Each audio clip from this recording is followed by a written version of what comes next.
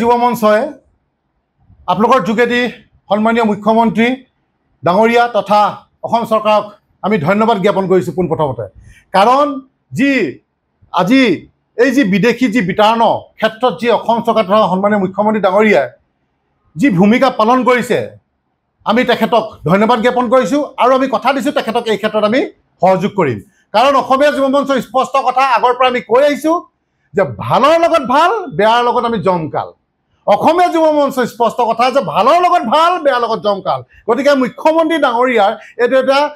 আদৰণীয় পদক্ষেপ। গতিকে আমি এইটো আদৰণি জনাইছোঁ, সমৰ্থন জনাইছোঁ। গতিকে আমি এটা কথা খালি আমি মুখ্যমন্ত্ৰী ডাঙৰীয়াক আমি ক'ব বিচাৰিছোঁ, তেখেতে বিদেশীৰ ক্ষেত্ৰত 1951 চনৰ ঠাইত 71 চন কৰিলে অসমত, আজি ভাৰতবৰ্ষৰ সকলো ৰাজ্যত আমি দেখিবলৈ পাইছোঁ যে 51 চনে আছে। কিন্তু এই বস্তুটো যদি অসমতো যদি 71 চনটো কাটি পেলাই 51 চন কৰিব পাৰি, সেইটো আমি তেখেতক আপোনালোকৰ যোগেদি অনুৰোধ জনাইছোঁ। আৰু এটা কথাই ক'ব বিচাৰিছোঁ যে অকল এই 50টা 100টা 200টাতে তেখেতে বাংলাদেশ বিতৰণৰ ক্ষেত্ৰত শেষ কৰিলে নহ'ব, পুলি পোখাই শেষ কৰিবৰ বাবে আমি তেখেতক আহ্বান জনাইছোঁ। প্ৰয়োজন হ'লে আমি বাৰম্বাৰ কৈছোঁ অসমীয়া যুৱ মঞ্চৰ তেখেতৰ লগত সম্পূৰ্ণ সহযোগিতা থাকিব। গতিকে আমি যদি সঁচা অৰ্থত যদি আজি মুখ্যমন্ত্ৰী ডাঙৰীয়াই অসম তথা অসমীয়াৰ কথা ভাবিছে বা সঁচাকৈ যদি তেখেতে অন্তৰাত্মাৰ পৰা যদি বিদেশী বিতৰণৰ ক্ষেত্ৰত সঁচাকৈ মাত মাতিছে, আমি এটা কথা অনুৰোধ জনাব বিচাৰিছোঁ যে তেখেতে বাকীখিনি ক্ষেত্ৰত যিদৰে বাঘৰ দৰে জঁপিয়াই পৰে, এই বাংলাদেশী ক্ষেত্ৰতো এই অবৈধ নাগৰিকৰ ক্ষেত্ৰতো বাঘৰ দৰে জঁপিয়াই পৰিবলৈ আমি তেখেতক আহ্বান জনাইছোঁ। আমি দেখিবলৈ পাইছোঁ যে বাৰে বাৰে আমাৰ যিসকল আমাৰ খিলঞ্জীয়া মুছলমান হওক বা হিন্দুৰ ক্ষেত্ৰত আমাৰ ভাই ক্ষেত্ৰত আপোনাৰ সংঘৰ্ষ আনিবলৈ চেষ্টা কৰি আছে। আজি দেখিছোঁ যে আমাৰ মন্দিৰ হওক বা আজি নামঘৰত তেওঁলোকে আজি গৰুৰ মাথা বা গৰু মাংস আজি থৈ পেলাই তাত থৈ দি আজি আমাৰ মাজত, আমাৰ ভাই ভণ্টিৰ মাজত, আমাৰ খিলঞ্জীয়া মুছলমান হিন্দুসকলৰ ভাই মাজত সংঘৰ্ষ সৃষ্টি এটা চেষ্টা কৰি আছে, এইটো কিন্তু মানি লোৱা নহ'ব। চিধা কথা, স্পষ্ট কথা, বাংলাদেশী ইয়াৰ পৰা যাব লাগিব। আমি শেষবাৰৰ বাবে ৱাৰ্ণিং দিছোঁ, শেষবাৰৰ বাবে চৰকাৰৰ লগতে আমি অসমীয়া যুৱ মঞ্চক ৱাৰ্ণিং দিছোঁ যে কোনো ধৰণৰ যাতে তেনেকুৱা ধৰণৰ আৰু কাম নকৰে। কাৰণ যদি আমি সঁচাকৈ আমাৰ মা ভনীক যদি আমি সঁচাকৈ যদি আমি কোনো ধৰণৰ চিন্তা নোহোৱাকৈ যদি তেখেতলোক ঘূৰা ফুৰা ক্ষেত্ৰত আমি এৰি দিবলৈ হয়, কিন্তু এই বাংলাদেশী সঁচাকৈ খেদিব লাগিব। কাৰণ কেলৈ আমি সেইদিনা গোলাঘাটত দেখি পালোঁ যে কেইজনমান যুৱকে এজনী আমাৰ হিন্দুৰ ছোৱালীক জোকাইছে বা হাত দিছে। গতিকে তেনেধৰণৰ এইবিলাক যদি আমি সঁচাকৈ নাইকিয়া কৰিবলৈ হয়, এইখিনি কিন্তু আমি সঁচা অৰ্থত এই বাংলাদেশী কিন্তু ইয়াৰ পৰা খেদি পঠিয়াব লাগিব। কাৰণ কেলৈ আজি চুৰ বুলি ক'লে আজি অবৈধ বাংলাদেশী, ডকাইত বুলি ক'লে অবৈধ বাংলাদেশী, ড্ৰাগছৰ ক্ষেত্ৰত দেখিব ড্ৰাগছত জড়িত থাকে অবৈধ বাংলাদেশী, গৰু ম'হ সকলোতে তেওঁলোকে জড়িত থাকে। গতিকে আজি এটা কথা, চিধা কথা অসমীয়া যুৱ মঞ্চৰ যে অসমখন আপোনাৰ বিদেশী চৰণীয়া পথাৰ হ'ব দিব নোৱাৰোঁ। চিধা কথা, স্পষ্ট কথা আপোনালোকৰ যোগেদি আজি কৈ দিছোঁ, অসমখন বিদেশী চৰণীয়া পথাৰ হ'বলৈ দিব নোৱাৰোঁ আৰু নিদিওঁ জীয়াই থকালৈকে। আমি জীয়াই থকালৈকে বা মুখ্যমন্ত্ৰী জীয়াই থকালৈকে, এইখন অসম চৰকাৰ থকালৈকে কিন্তু আজি বাংলাদেশ ক্ষেত্ৰত আমি কিন্তু কোনো ধৰণৰ কম্প্ৰমাইজ নকৰোঁ, চিধা কথা। আজি ধুবুৰীত আজি সন্ধান দিবলগীয়া পৰিস্থিতি হ'ল,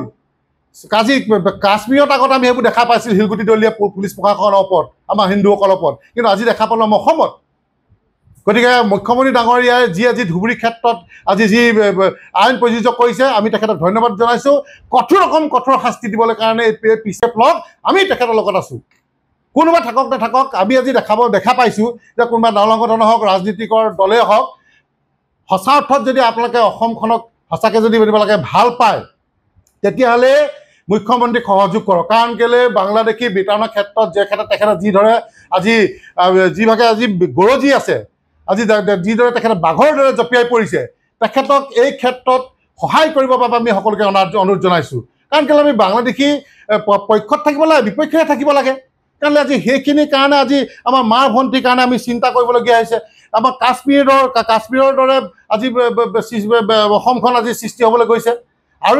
এটা কথা আমি মুখ্যমন্ত্ৰী ডাঙৰীয়াক আপোনালোকৰ যোগেদি আমি অনুৰোধ জনাব বিচাৰিছোঁ যে এই যে আমি দেখা পাইছোঁ যে আপোনালোকে আমি সকলোৱে গ'লে দেখি পাওঁ যে আজি মেঘালয় যদি আমি যাওঁ তাত ডাউকু বুলি এটুকুৰা জেগা আছে দেখিছে এইটো ইণ্ডিয়াই নে বাংলাদেশৰ বৰ্ডাৰ নে আমি ধৰিবই নোৱাৰোঁ গতিকে গোটেই বাংলাদেশ আপোনাৰ বৰ্ডাৰটো চিল কৰিব লাগে গোটেই বাংলাদেশটো বৰ্ডাৰটো চিল কৰিব লাগে আৰু যদি বাংলাদেশী এইফালে অহা বা কিবা কাটা তাৰ পাৰ কৰি যদি কিবা অহা দেখে একদম ডাইৰেক্ট গুলিয়াই দিব লাগে এনকাউণ্টাৰ চিধি এনকাউণ্টাৰ কৰি দিব লাগে গতিকে বাংলাদেশী ক্ষেত্ৰত অবৈধ নাগৰিকৰ ক্ষেত্ৰত কোনো ধৰণৰ কম্প্ৰমাইজ নকৰিবৰ কাৰণে মুখ্যমন্ত্ৰীক আমি অনুৰোধ জনাইছোঁ আৰু আকৌ আপোনাক যোগেদি এইটোৱে কৈছোঁ যে মুখ্যমন্ত্ৰী ডাঙৰীয়া আপুনি যি কাম কৰিছে ভাল কাম কৰিছে যি পদক্ষেপ আজি বাংলাদেশী বিধানৰ ক্ষেত্ৰত যি পদক্ষেপ লৈছে খুব ভাল সুন্দৰ পদক্ষেপ লৈছে আমি অসমীয়া যুৱ মঞ্চ আপোনাক আদৰণি জনাইছোঁ আৰু আপোনালোকক সমৰ্থন জনাইছোঁ আৰু আপোনাৰ লগত সহযোগিতা আমাৰ সদায় আছে আৰু সদায় থাকিব কাৰণ এই পিচাকবিলাকক যদি আমি শেষ কৰিব নোৱাৰোঁ এই নৰপিচাকবিলাকক যদি আমি শেষ কৰিব নোৱাৰোঁ আমাৰ অসমখন খুলি খাব অসমখন শেষ কৰি দিব আমাৰ খিলঞ্জীয়া মুছলমান যিসকল আছে আমাৰ হিন্দুসকলৰ লগত যি সংঘৰ্ষ লগাবলৈ বাৰে বাৰে চেষ্টা কৰি আছে মন্দিৰ বা নামঘৰ গৈ পেলাই যে গৰু কাটি পেলাই গৰু মাথা থৈ দিয়ে ক'ত গৰু মাংস থৈ যি আমাৰ মৰম চেৰে শেষ কৰিবলৈ গৈ আছে ইয়াত কিন্তু খিলঞ্জীয়া মুছলমানসকলকো এই যি মিয়া বাংলাদেশীসকল আছে এইসকলক কিন্তু সহযোগ কৰিবলৈ আমি